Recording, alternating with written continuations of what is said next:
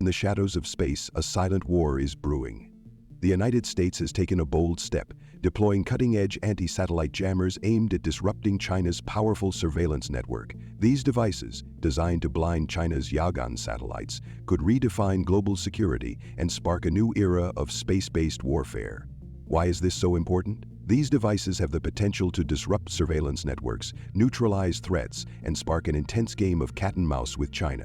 In this video, we'll uncover the high-stakes battle unfolding above us and why it matters to every nation on Earth.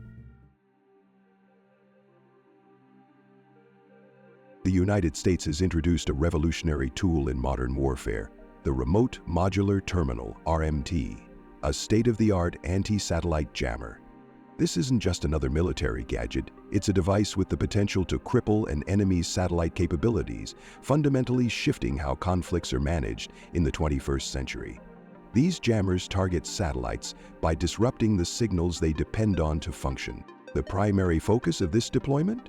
China's Yaogan satellites, a series of advanced surveillance systems capable of tracking objects as small as a car from space. The Yaogan network has been critical in China's strategy, particularly in the Indo-Pacific, where it monitors US and allied forces. By targeting these satellites, the US disrupts what's known as the kill chain, the sequence of steps required for identifying and engaging a target. Without satellite guidance, China's ability to track, communicate, and respond to threats is severely weakened. What makes the RMT deployment significant is its scale and purpose. The US plans to position 11 devices initially, with a long-term strategy of deploying up to 200 across the Indo-Pacific. This isn't a random number, it's a calculated effort to create a robust network capable of covering critical regions and neutralizing China's surveillance advantage. The Indo-Pacific is a hotspot for military activity, with nations like the US, China, and their allies vying for strategic dominance.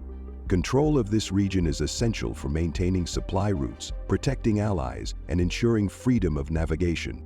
These jammers are also highly modular, making them adaptable to various environments and missions. They're designed not just to block signals, but to degrade the reliability of China's surveillance, effectively rendering the satellites blind during critical operations. This is particularly important in the context of anti-access in area denial, AUTO/AD, a military strategy China uses to prevent adversaries from entering strategically important areas.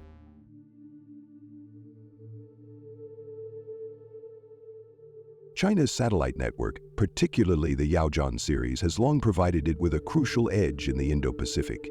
These satellites allow China to monitor naval movements, coordinate military assets, and maintain situational awareness in the region. However, the US's deployment of anti-satellite jammers poses a direct challenge, threatening to neutralize this advantage. How will China respond? Experts predict that China will escalate its efforts to counter the US's jamming technology. One likely response is the development of kinetic solutions, such as missiles capable of targeting and destroying the jammers themselves. These attacks would be highly precise, aimed at neutralizing the threat without escalating to full-scale conflict. However, kinetic solutions come with risks. Targeting ground-based jammers could provoke direct retaliation, pushing tensions to dangerous levels. Another, perhaps more strategic, response lies in non-kinetic countermeasures. This includes advanced electronic warfare techniques designed to disable or bypass jammers without physical destruction. For instance, China could deploy systems that emit counter-signals to overpower or confuse the jamming devices, rendering them ineffective. Alternatively, they might use cyber attacks to infiltrate the systems controlling the jammers, compromising their functionality without leaving visible traces. China's countermeasures aren't limited to defense. They also extend to offense. It's plausible that China will invest in technologies to make its satellites more resilient against jamming. This could include hardened communication systems, more robust encryption, or even the development of entirely new satellite networks designed to be immune to traditional jamming techniques. But these moves come with broader implications. The escalating space race risks creating a self-perpetuating cycle of innovation and counter-innovation, where each nation's advancement prompts a new response from the other. This dynamic doesn't just affect the US and China, it has ripple effects on the global stage.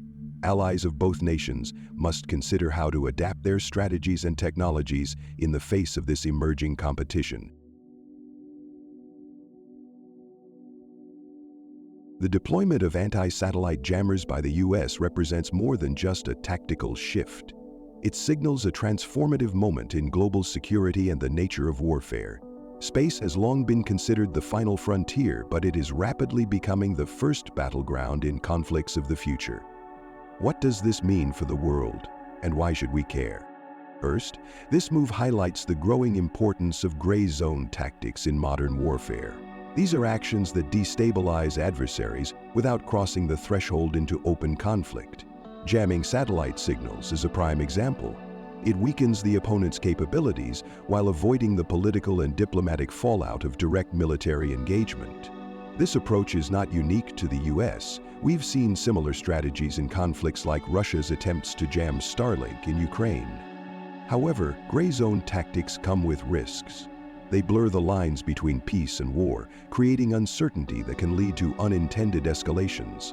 A miscalculation in space, such as accidentally jamming civilian satellites, could have catastrophic consequences, affecting communication, navigation, and even global commerce. Second, this development underscores the need for international frameworks to govern military activities in space. The lack of clear rules and agreements makes space a volatile domain. While treaties like the Outer Space Treaty prohibit the weaponization of space, they don't address modern technologies like jammers or the dual-use nature of many satellites. The growing militarization of space raises urgent questions about how to balance national security with global stability. Third, this situation serves as a wake-up call for smaller nations and private entities involved in space exploration. As the US and China escalate their technological arms race, the potential for collateral damage increases. Smaller nations may find their satellites disrupted or their space ambitions sidelined in the crossfire of superpower rivalry. Meanwhile, private companies must grapple with the risks of operating in an increasingly contested domain.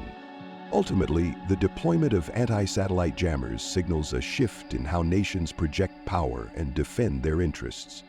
It's a reminder that space is no longer just a domain of exploration. It's a contested arena with high stakes for military, economic, and political stability. The deployment of anti-satellite jammers by the US is more than just a technological breakthrough. It's a strategic maneuver that underscores the growing importance of space in global power struggles. As China scrambles to counter this move, the world watches as the next chapter of the space race unfolds. This isn't just about satellites and signals. It's about the future of warfare, diplomacy, and even humanity's presence in space. The stakes are enormous, and the decisions made today will echo through history.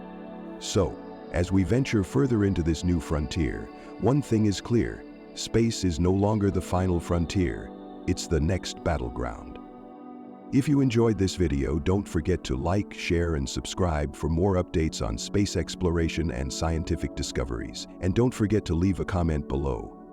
Also, you can visit our website, spaceinews.com. Thank you for watching, and see you next time.